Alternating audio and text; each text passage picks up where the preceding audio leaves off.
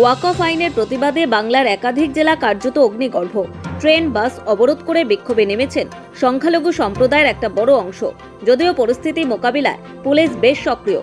সুতি, শামশেরগঞ্জ, ধুলিয়ানের মতো এলাকার পরিস্থিতি খতিয়ে দেখতে শনিবারই সেখানে নিজে পৌঁছে যান ডিজিপি রাজীব কুমার। এই অবস্থায় কেন্দ্রীয় বাহিনী মোতায়েনের দাবি জানিয়ে বিরোধী দলনেতা শুভেন্দু অধিকারী শনিবার কলকাতা হাইকোর্টের দ্বারস্থ হন। বিশেষ বেঞ্চ নির্দেশ দিয়েছে মুর্শিদাবাদে কেন্দ্রীয় বাহিনী মোতায়েন করতে হবে। উচ্চ আদালতের সেই নির্দেশকে স্বাগত জানিয়েও পরিস্থিতি নিয়ে জেলার রাজনৈতিক মহলকে সতর্ক করলেন রাজ্যপাল সিভি আনন্দ বোস। এ নিয়ে তিনি কথা বলেছেন জেলার সমস্ত রাজনৈতিক দলের নেতাদের সঙ্গে। শনিবার ভিডিও বার্তায় রাজ্যপাল সিভি আনন্দ বোস জানান, তার মতে এলাকার শান্তি ফেরাতে বাহিনী মোতায়েন অত্যন্ত জরুরি পদক্ষেপ। উচ্চ আদালত সময়মতো যথাযথ নির্দেশ দিয়েছে। I have been told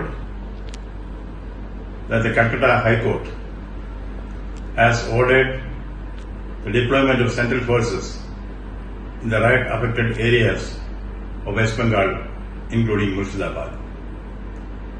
Immediately on receipt of information about the riot, as Governor, I have taken it up with the competent authorities and the Government of India and the state government. The need to deploy central forces to maintain peace and bring normalcy in those riot-affected areas. I am glad that the Honorable High Court has stepped in and given the appropriate decision. তিনি সেখানকার রাজনৈতিক দলের নেতাদের সঙ্গে আলোচনা করেছেন বলেও জানান। I also discussed the situation with the various members of the political parties.